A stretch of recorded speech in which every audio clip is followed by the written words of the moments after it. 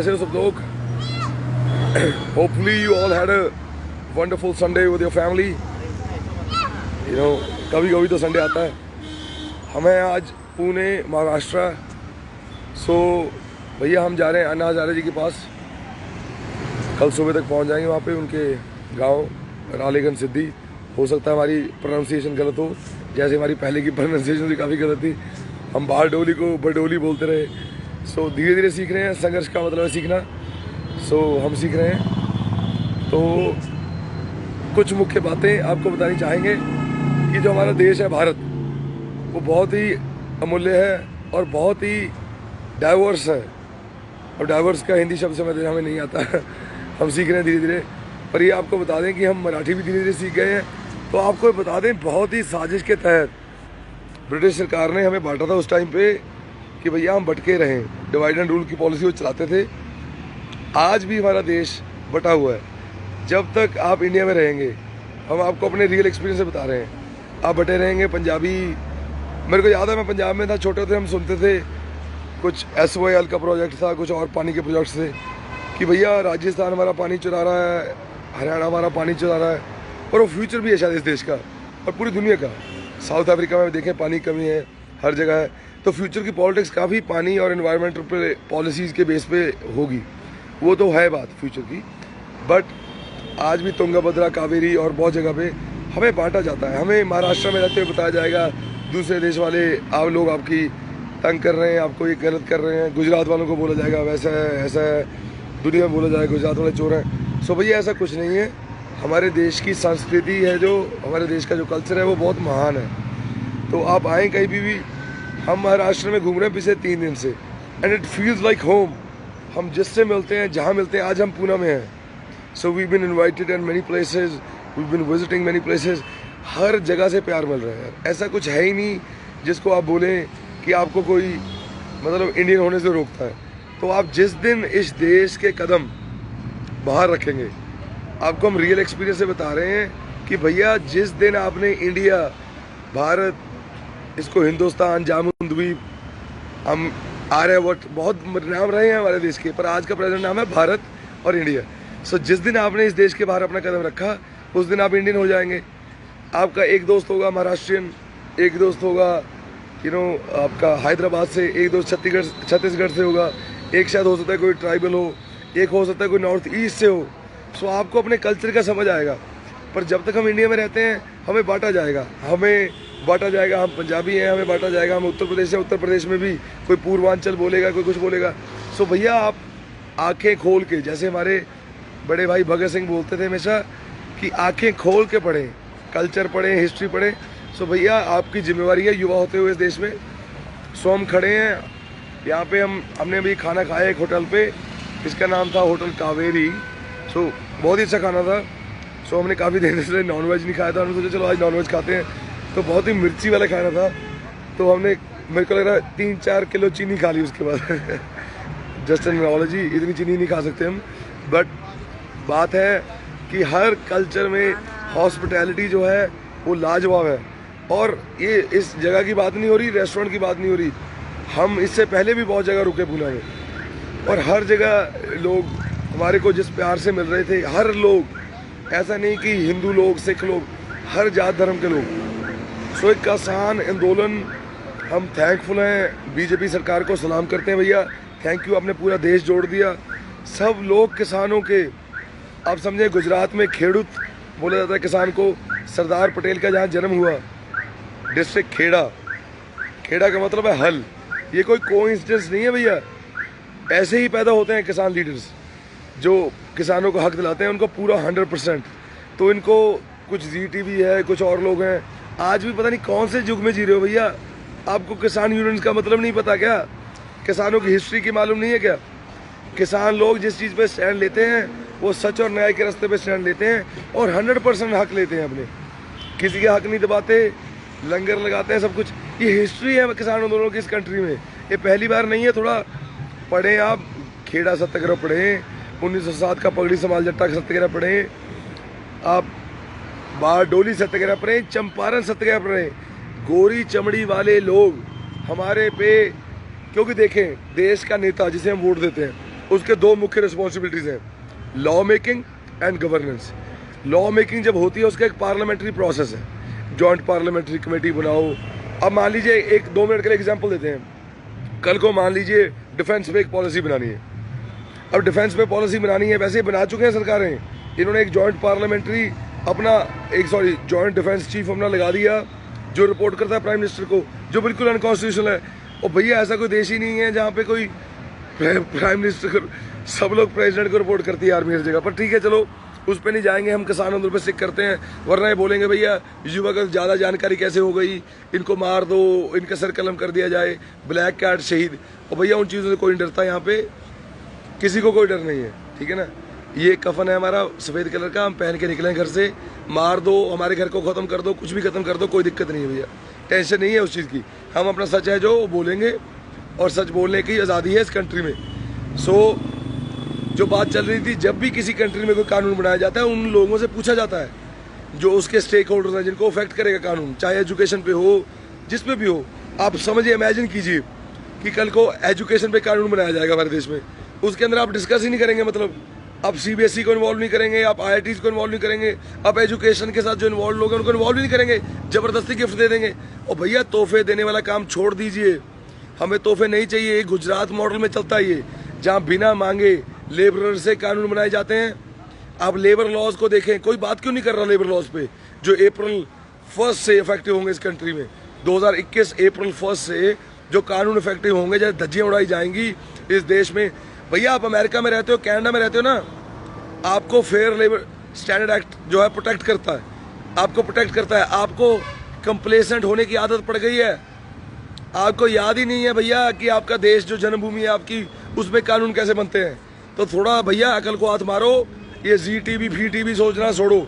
वो तो आज भी खालिस्तान में ही जी रहे हैं, खालिस्तान मांगा नहीं किसी ने भैया। कौन है इस देश में सिख जो खालिस्तान मांग रहा है, हमें बताओ भैया, हम मिलते हैं उससे जाके। मेरा नाम है करमवीर सिंह सेखों, जो खालिस्तान मांग रहा है मेरे को फ़ोन करो भैया। नंबर आज सार्वजनिक कर रहे हैं अपना। 1947 में हमारा देश आज़ाद हुआ था, 47 का उल्टा 74, 1947, उसके बाद बाबे नानक का 13, ये हमारा नंबर है 74 1947 13। जो भी खालिस्तान मांग रहा है भैया हमें तो फ़ोन करो, हम तो मिले आपसे आके कि कौन है ये सिख भैया जो खालिस्तान मांग रहे हैं। हमें तो दिखते नहीं यार। निशान साहब को खालिस्तान का झंडा बता रहे हो, आपको थोड़ा अकल को हाथ मारो भैया, देश का इतिहास पढ़ लिया करो थोड़ा, ठीक है ना। यहाँ पे खड़े हैं महाराष्ट्र में, जिस भी सड़क पे चलते बंदे से बात करवा दें, अगर किसी भी सड़क चलते बंदे से बात करवा दें, उनको भी निशान साहब का मतलब पता है। ये आप क्या भ्रमित करके प्रोपेगेंडा कर रहे हो। ये फैशिस्ट सरकारें होती हैं, फैशिस्ट, जो ऑपोजिशन जहाँ मर जाती है, प्रोपेगेंडा मशीन जहाँ मीडिया बन जाता है, डिसेंट को जहाँ दबाया जाता है, लेबर यूनियंस, फार्म यूनियंस और जो भी लोग हक सच की कमाई के रास्ते पे चलते हैं उनको दबाया जाता है। उन देशों में ही होता है, वो देश तबाही के रास्ते पे चलते हैं, अल्ट्रा नेशनलिज्म का रास्ता पकड़ते हैं। वो जो बंदा डिसेंट की आवाज़ दबाएगा वो कभी राष्ट्रवादी नहीं हो सकता। सो आपको राष्ट्रवाद का मतलब ही नहीं पता भाई, अब क्या बात कर रहे हो। अब राष्ट्रवाद समझाओगे हमें, राष्ट्रवाद की डेफिनेशन पढ़ लेना भाई कभी।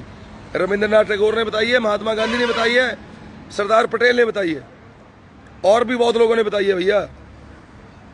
आप थोड़ा इस देश की संस्कृति की इज्जत करें, थोड़ा इतिहास पढ़ लें, और इलेक्शन में भैया वोट मांगने से पहले और संविधान में जब कानून लॉ मेकिंग करने जब जाएं, जो हमारे देश का सबसे बड़ा मंदिर है पार्लियामेंट, वहाँ जब जाएं, वहाँ जाने से पहले प्लीज़ संविधान का प्रेम्बल कम से कम पढ़ के जाएं। हम आपसे विनती कर रहे हैं, हम इस देश के युवा हैं, आपसे विनती कर रहे हैं भैया कि ये पढ़ के जाएं आप। इससे पता क्या होगा, देश में अच्छे कानून बनेंगे। आपको थोड़ा जानकारी तो रहेगी ना भैया कि क्या बात हो गई। आप जाके धर्म ठेकेदार, भैया धर्म इज़ माई पर्सनल बिजनेस। मेरे जो पिता हैं, वाहिगुरु, अल्लाह, राम, जो भी हैं, उनके साथ मैं खुद बात कर लूँगा। We don't need you.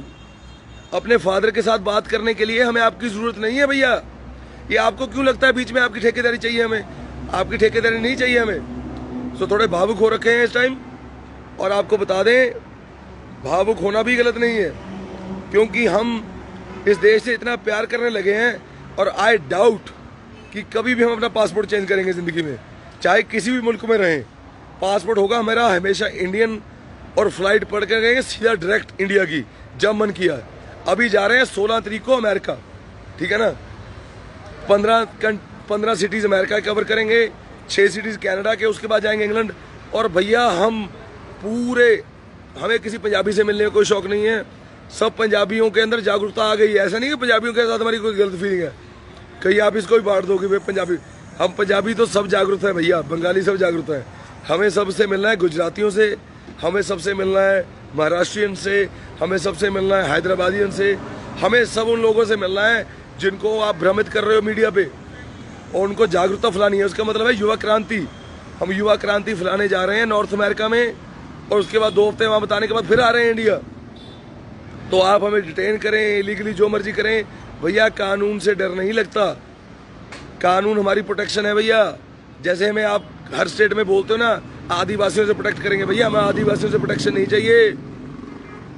आदिवासियों से प्रोटेक्शन क्यों चाहिए भैया हमें? आप उनकी ज़मीनों में जाके बम्बू लगा देते हो कि आप अपनी ज़मीन में नहीं घुस सकते। उनके लैंड ओनरशिप के कागज़ों के ऊपर अपने सरकार अपने नाम लिख लेती है बिना परमिशन। और भैया इतना सेवा भावना मत करो। देश के जो आदिवासी हैं वो भी इस देश के अंदर अपना उतना ही हक है उनका। रविदास समाज के साथ भी हम कल बात कर रहे थे, उनका भी उतना हक है भैया। आप दलितों को, रविदासियों को, आदिवासियों को दबा के इस देश को जीत नहीं सकते। इस देश को हलों से जोड़ा गया है, ना कि हथियारों से बनाया गया है। सत्याग्रह के रास्ते पे चलते हुए ये जंग जीते जाएगी, और आने वाला हर आंदोलन जो इस देश में होगा वो जीता जाएगा। सो आप भैया जबरदस्ती लोगों को आतंकवादी बोलना बंद करें। आपको सर्टिफिकेट बांटने की अथॉरिटी किसने दे दी भैया? अगर कोई बंदा पगड़ी पहन के हक मांग ले वो खालिस्तानी है, अगर वो टोपी पहन के हक मांग ले वो पाकिस्तानी है, अगर वो आदिवासी है अपना डंडा पकड़ के हक मांग ले वो नक्सलाइट है, अगर वो शहर में रहता हुआ एक हिंदू है वो अर्बन नक्सलाइट है। भैया बढ़िया है आपका यार, बहुत बढ़िया है यार। आपकी सर्टिफिकेशन अथॉरिटी पता नहीं कहाँ से मिलती है ये। थोड़े सर्टिफिकेट भैया कम बांटो, आपसे कोई सर्टिफिकेट नहीं मांग रहा। सो हम आपको सच बता रहे हैं, शारीरिक मौत आप हमें दोगे, हम डर नहीं लगता भैया उससे। उससे ज़्यादा आप हमारा कोई नुकसान नहीं कर सकते। क्या करोगे आप? आवाज़ को दबाओगे? आवाज़ तो दबेगी नहीं भैया, ऐसे ही बोलेंगे हमेशा। सो इसी बात के साथ आपको विराम दे रहे हैं बात को, इस लाइव को। और पूना में हैं, रूट अपना शेयर कर रहे हैं ताकि आपका जो भी भाई है हमें मिल सकता है रास्ते में। क्योंकि भैया अब ये बात को आंदोलन और तीखा करना पड़ेगा। आपकी प्रोपेगेंडा मशीनें आज भी किसान आंदोलन को कुछ और ही बता रही हैं। हम खबरें सुनते नहीं हैं, पर हमें खबरें आ रही हैं। हमारे जो कुछ चाहने वाले लोग हैं, दोस्त हैं, वो हमें भेज रहे हैं कि भाई बताओ इस पर क्या बोलें। किसान आंदोलन को खरीदने की कोशिशें आपकी बेनकाब हो चुकी हैं भैया। कोई किसान नेता बिकने वाला है नहीं, ठीक है भाई साहब। सो आप ज़्यादा कोशिशें ना करें। जो हक सच के रास्ते पे चलने वाले लोग हैं वही इस जंग को जीतेंगे। वीर भोगे वसुंधरा, सच पे रास्ते के चलने वाले वीर ही हमारी धरती माँ वसुंधरा को भोग लगाएंगे। ये हमारी धरती है भैया, आपकी धरती नहीं है। झूठ बोलने वालों की धरती नहीं है। सत्यमेवे के जायते जो श्लोक है भगवत गीता का, उसके रास्ते पे चलने वाले लोगों की धरती है भैया। सो थोड़ा सा इतिहास पढ़ लिया करें भैया, थोड़ा सा भगवत गीता पढ़ लिया करें, थोड़ा सा प्रेम्बल पढ़ लिया करें, ज़्यादा मत पढ़ा करें। प्रेम्बल की कॉपी दुआ की तरह डाल के रखें अपने साथ। सो विनती कर रहे हैं भैया, प्रेम्बल पढ़ के जाया करें जब पार्लियामेंट जाएं, और ये नौटंकी करना बंद करें। हमें सब समझ आ रहा है। इसी बात के साथ अपने बात को विराम दे रहे हैं। इसी बात के साथ हम बोलेंगे जय महाराष्ट्र, क्योंकि यहाँ पे जितनी ईमानदार पुलिस हमने देखी शायद ही हमने ज़िंदगी में कभी देखी है। सो मुंबई पुलिस स्कॉटलैंड यार्ड के बाद दूसरे नंबर में पूरी दुनिया में। सो हमने जो उनका रवैया देखा उससे सब पुलिस को इंस्पिरेशन मिलती है। तो सब लोग उस पर इंस्पायर्ड हों और सच के रास्ते पे चलें भैया। आज भी इस देश में आज़ादी आने का हमें पूरा विश्वास है कि आज़ादी आएगी, और आज़ादी हम लेके आएंगे भैया।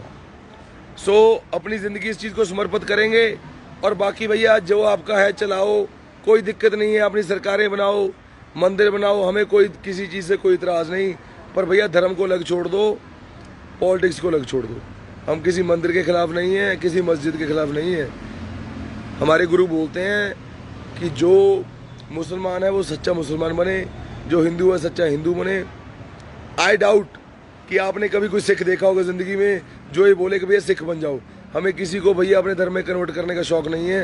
आप अपने धर्म में चलो भैया, हम अपने धर्म में खुश हैं, वो हमारा पर्सनल बिजनेस है। धर्म के ऊपर आज के बाद हम बात करना छोड़ेंगे, हम बात करेंगे जो रियलिटी है।